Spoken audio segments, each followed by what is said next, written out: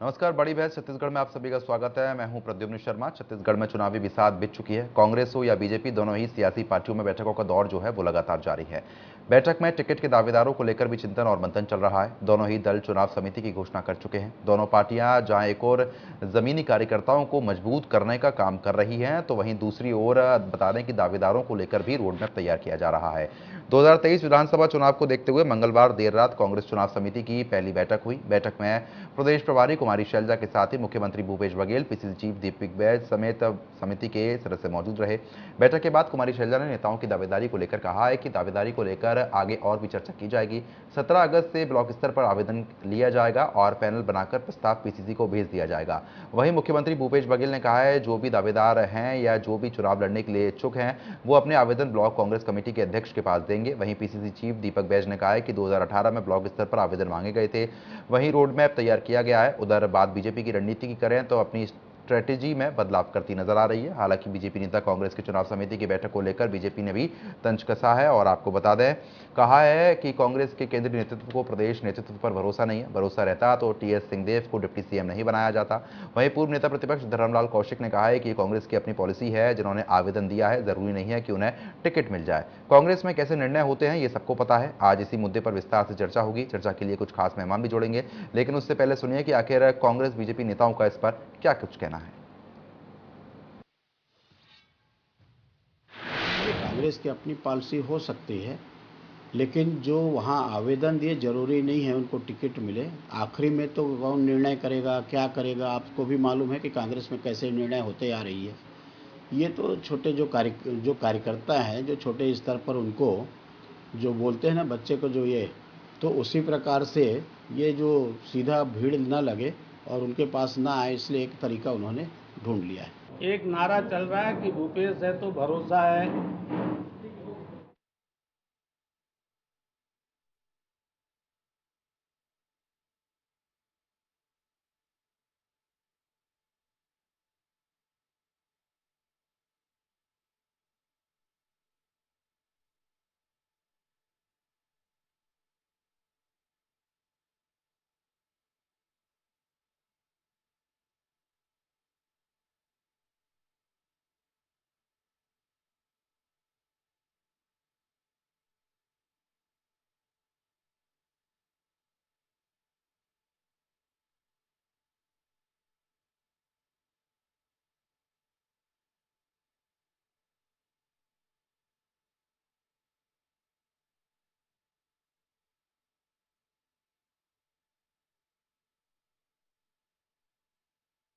बता दें कि अब तैयारियां ज़ोरों शोरों से चल रही हैं। आने वाले समय में चुनाव है और उसके मद्देनज़र तस्वीरें भी आप देखिए, कुमारी शैलजा, मुख्यमंत्री भूपेश बघेल और तमाम जो बड़े नेता हैं वो यहाँ पर उपस्थित हैं। और ऐसे में बीजेपी की अगर हम बात कर लेते हैं तो बीजेपी भी लगातार तैयारी करती हुई यहाँ पर नज़र आ रही है। ये तस्वीरें बहुत ज़्यादा महत्वपूर्ण इसलिए भी हो जाती हैं क्योंकि आने वाले समय में इलेक्शन, उसके मद्देनज़र जो तैयारियाँ हैं वो दोनों ही पार्टी अपनी स्ट्रेटेजी के तहत करती हुई चल रही हैं।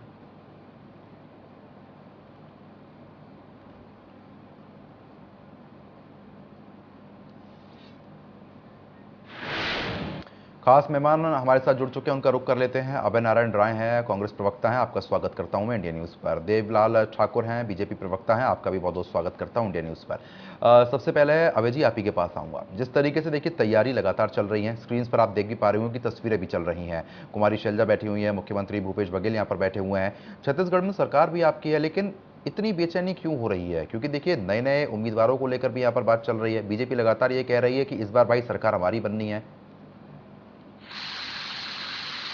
कोई चीज नहीं होती। राजनीतिक दलों का एक काम होता है कि सतत प्रक्रिया के तहत वो काम में लगे रहते हैं, क्योंकि नवंबर में चुनाव होने हैं। अभय जी रोकना चाहूँगा, अभय जी रोकना चाहूँगा, आपकी आवाज़ बहुत धीमी आ रही है। एक बार आपकी आवाज़ को दुरुस्त करा देते हैं, उसके बाद आपका रुख करूँगा।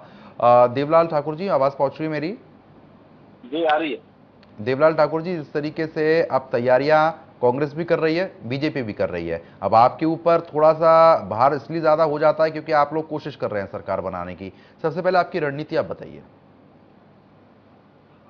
देखिए, भारतीय जनता पार्टी तो जो जन आंदोलन के तहत लोगों के बीच में पहुंच रही है, और जो कांग्रेस के लोग जो भ्रष्टाचार कर रहे हैं, ये लोग भले अभी संगठन की पार्टी बताते हैं अपने आप को और कार्यकर्ताओं के पास पहुंच रहे हैं, लेकिन इन लोग अभी तक की जो पार्टी है, कांग्रेस की पार्टी है, 4.5 वर्ष सिंडिकेट की पार्टी रही है। चाहे कोल घोटाला हो, शराब घोटाला हो, या गरीबों के हक एवं अधिकार को निवाला छीनने का जो राशन घोटाला हो, या पीएससी जैसे पदों पर भर्ती का घोटाला हो, तो कांग्रेस की पार्टी जो घोटाले कर रही है उनके खिलाफ भारतीय जनता पार्टी ने हमेशा सड़क पर आंदोलन किया है। अगर गरीब परिवारों के मकानों को बनाने को लेकर हो, या इस प्रदेश में व्यापक भ्रष्टाचार को लेकर हो, कांग्रेस के खिलाफ, उनकी आक्रमणकारी नीति के खिलाफ भारतीय जनता पार्टी हमेशा मैदान पर रही है। और कहीं न कहीं इस भारतीय जनता पार्टी के कार्यकाल में इन लोग के पास अधोसंरचना या विकास के लिए कोई भी काम दिखाने लायक नहीं है जनता के सामने, जिस चीज को दिखाकर वोट मांगा जाए। ये लोग अभी ढोंग रच रहे हैं कि ब्लॉकों में जा रहे हैं कि हम कार्यकर्ताओं की पार्टी है, लेकिन मैं ये कांग्रेस के लोगों से पूछना चाहता हूँ, जब आपने गैर छत्तीसगढ़िया लोगों को, जिसे आपका आइकॉन बताते हैं, छत्तीसगढ़िया फ्लेवर दिखाते हैं, छत्तीसगढ़िया वाद की दुहाई देते हैं, जब आपको राज्यसभा में... ठीक है देवलाल जी, मैं रोकना चाहूंगा। अब कांग्रेस नेताओं के यहाँ पर कुछ बयान सामने आ गए, पहले वो सुनवा देते हैं, उसके बाद आपका रुख करूंगा।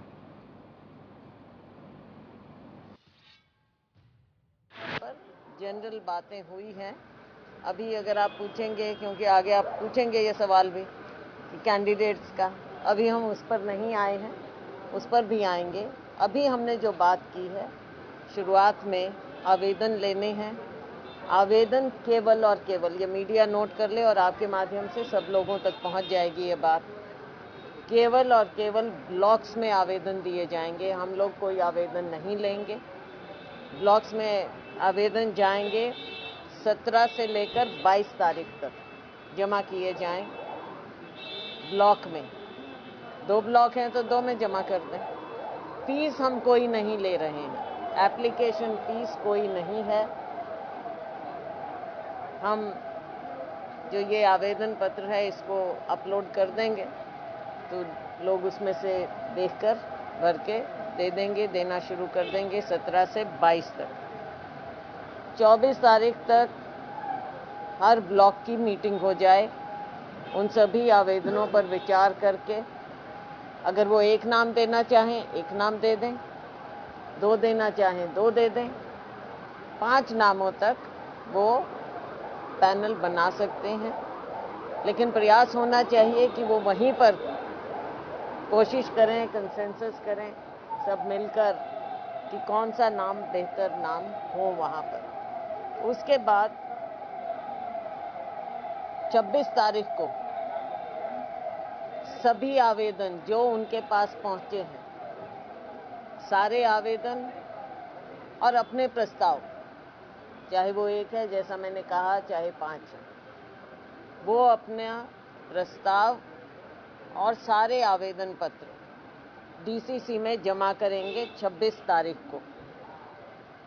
29 तक हर डीसीसी की मीटिंग हो जाएगी, हर जिला कांग्रेस कमेटी की मीटिंग हो जाएगी 29 तारीख तक। और उसके बाद 31 तारीख तक वो फिर मैं कह रही हूँ, सारे आवेदन पत्रों के साथ अपनी रिकमेंडेशन डिस्ट्रिक्ट 3 तक कर सकती है, 5 तक ना करें।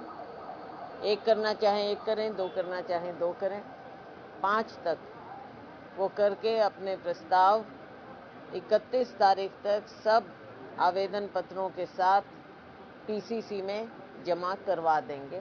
हाँ जी, पिछले समय भी मैंने भी आवेदन किया था, इस समय भी जाकर आवेदन करूंगा।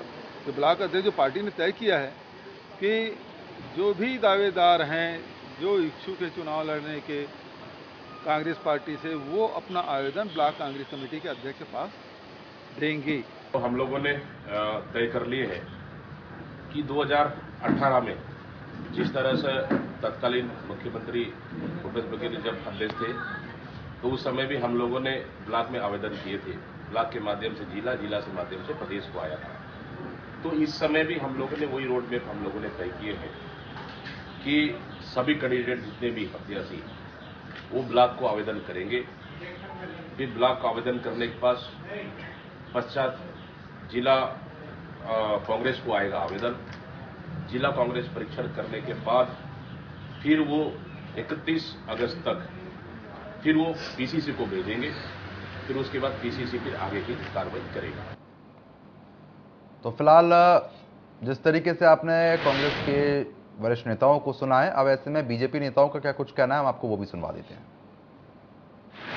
ये कांग्रेस की अपनी पॉलिसी हो सकती है, लेकिन जो वहाँ आवेदन दिए जरूरी नहीं है उनको टिकट मिले। आखिरी में तो कौन निर्णय करेगा, क्या करेगा, आपको भी मालूम है कि कांग्रेस में कैसे निर्णय होते आ रही है।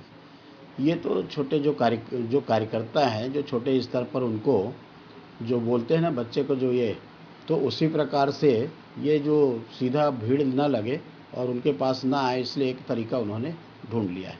एक नारा चल रहा है कि भूपेश है तो भरोसा है। भूपेश पे भरोसा केंद्र सरकार को, केंद्र की कमेटी को नहीं रहा कांग्रेस के। अगर रहता तो टी.एस. सिंहदेव को उप मुख्यमंत्री नहीं बनाते, क्योंकि कल तक तो नहीं थे। जब ये नारा कांग्रेस के हाईकमान को भी लग रहा है कि गड़बड़ है, तो बाकी जनता उस नारे पे कैसे भरोसा करेगी?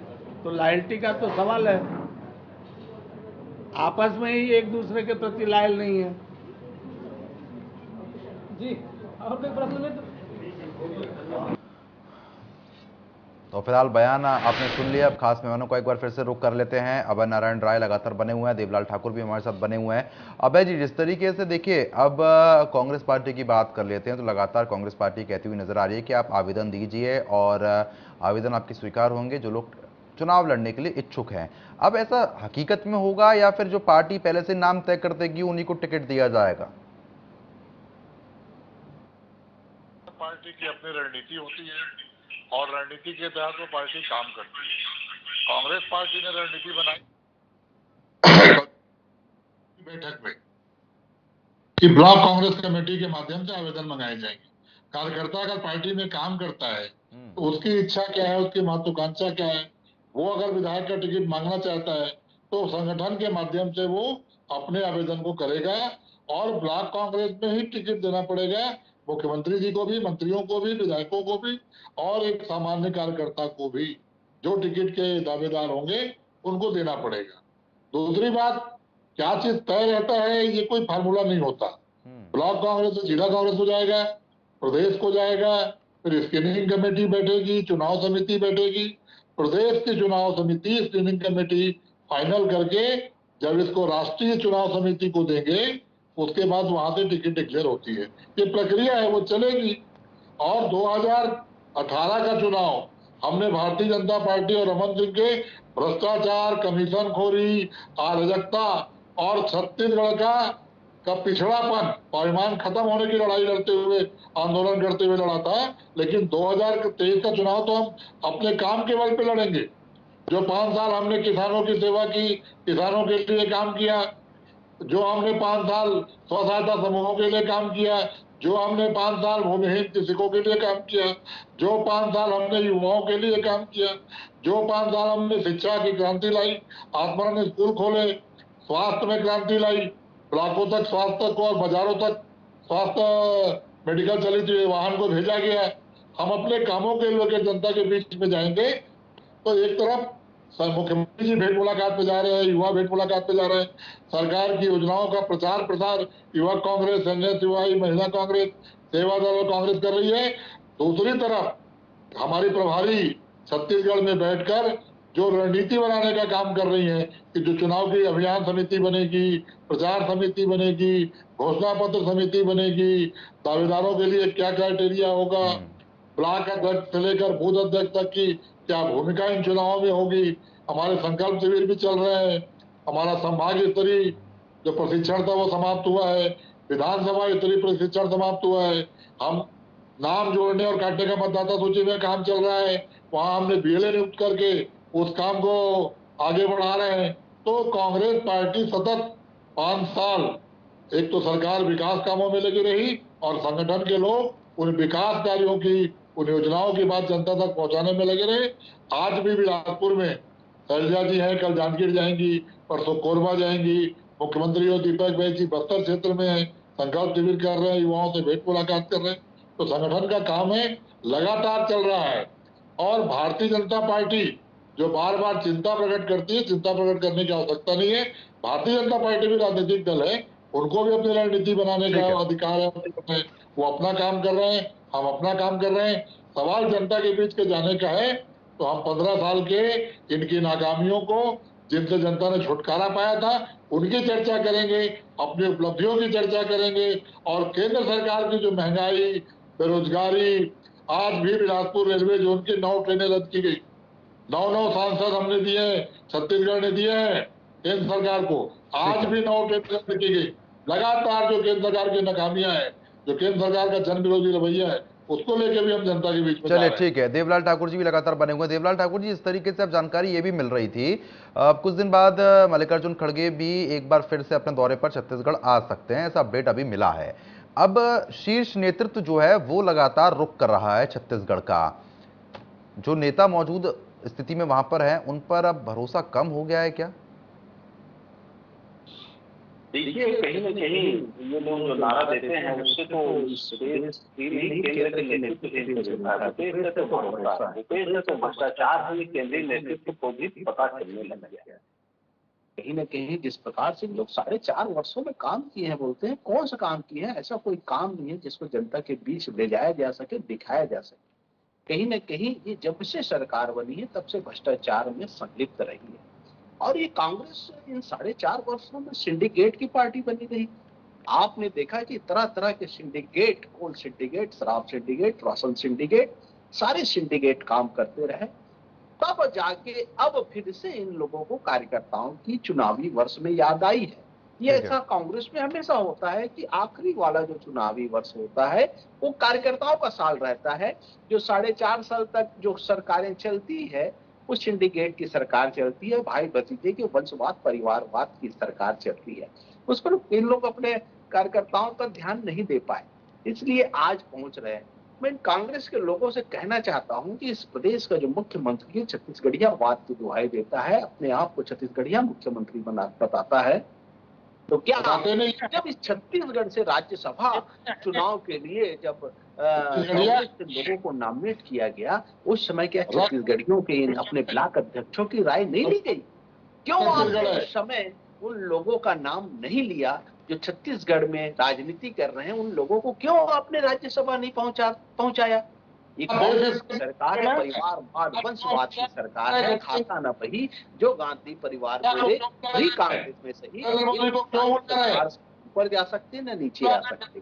ये लोग गांधी परिवार के अधीन में चलने वाले लोग हैं, गांधी प्रथा के लोग हैं, इसलिए छत्तीसगढ़ की बात करते हैं और बिहार से लोगों को लाकर वहां पर हम भेजते हैं।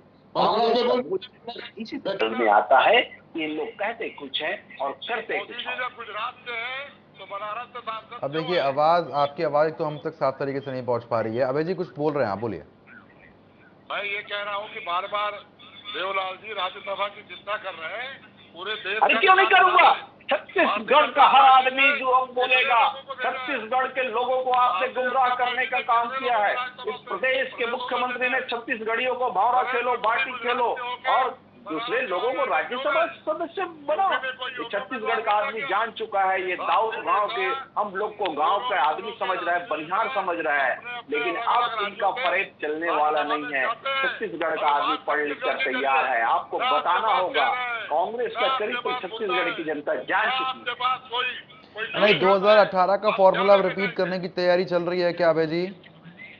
2018 में जिस तरह हमारा संगठन काम किया 13 से 18 के बीच में, माननीय भूपेश बघेल जी अध्यक्ष थे, टीएस बाबा नेता प्रतिपक्ष थे, और जिस तरह संगठन ने काम किया, ठीक है, उसके लिए 15 से 8 दीपक बैद, भूपेश बघेल और शैलजा जी संगठन। ठीक है। अब देवलाल जी एक चीज आप ये बता दीजिए, अब देखिए, अब कांग्रेस पार्टी तो सरकार में बैठी हुई है ना, अब वो तो अपने प्रयास कर ही रही है, आप लोग भी अपने प्रयास कर रहे हैं, लेकिन आपके ऊपर कहीं ना कहीं थोड़ा सा भार इसलिए ज्यादा हो जाता है क्योंकि आपको अब सरकार बनानी है। जिस तरीके से आप कोशिश लगातार कर रहे हैं, तो उसको आप किस तरीके से देखेंगे? क्योंकि अब कांग्रेस पार्टी की तरफ से तो आवेदन भी मांगे जा रहे हैं, आप लोगों की तरफ से अब क्या कुछ रहेगा? देखिए, भारतीय जनता पार्टी के अपने कार्य करने के अलग तरीके हैं। भारतीय जनता पार्टी हमेशा कार्यकर्ताओं की पार्टी है। हम गांव, गरीब, किसान और मजदूर की लड़ाई को सड़क पर आकर लड़ रहे हैं, चाहे लोगों की आवाज बनने की बात हो, चाहे इस प्रदेश में हो रहे भ्रष्टाचार के मामलों को उठाने की बात हो या छत्तीसगढ़ के लोगों के हक एवं अधिकार में जो एक कांग्रेस की सरकार भ्रष्टाचार कर रही है, उस भ्रष्टाचार को रोकने की बात हो, इस पर भारतीय जनता पार्टी हमेशा सड़क की लड़ाई लड़ रही है। और इस प्रदेश का मुख्यमंत्री, मैं फिर से बोलना चाहता हूं कि बोलते कुछ है करते कुछ, इनकी शैलिया भी घूम रही है ना, विकास देख रहे हैं ना। एक बार विकास आप जाके देखिए पाटन में, जामगांव में, जहां पर करोड़ों का संयंत्र लग रहा है, और इस प्रदेश के मुख्यमंत्री से पूछिए कि ये पैसा किन के हक एवं अधिकार का है। वो आदिवासियों के हक एवं अधिकार के पैसे को लूट कर इस प्रदेश का मुख्यमंत्री अपने विधानसभा में काम करा रहा है। करीब 900 करोड़ रुपए की लागत से वहां पर पूरे पाटन विधानसभा में काम हो रहा है। ये किसका पैसा है? ये आदिवासियों का पैसा है। आदिवासियों के हितों के रक्षक बनते हैं, संरक्षण बनते हो आप, ये तो बताओ ये किनका पैसा है। चुनौती देता हूँ, अब देखिए समय कम है, दोनों मेहमानों को रोकना चाहूंगा। देखें उस विकास को, या प्रदेश का मुख्यमंत्री अपनी उपलब्धि को बताए। चलिए ठीक है, अब देखिए समय कम है, दोनों मेहमानों को रोकना चाहूंगा। अभय जी, देवलाल जी, आपका बहुत बहुत शुक्रिया हमारे साथ जुड़ने के लिए और इस चर्चा का हिस्सा बनने के लिए। तो फिलहाल देखिए, अब चाहे कांग्रेस पार्टी की बात कर लें या फिर बीजेपी की बात कर लें, तैयारी दोनों ही अपने स्तर पर यहाँ पर कर रही हैं। अब देखने वाली बात ये दिलचस्प रहेगी कि आने वाले समय में जो रूपरेखा है वो किस तरीके से दोनों पार्टी बनाती हुई नजर आती है। बड़ी बहस में अभी के लिए सिर्फ इतना ही। नमस्कार।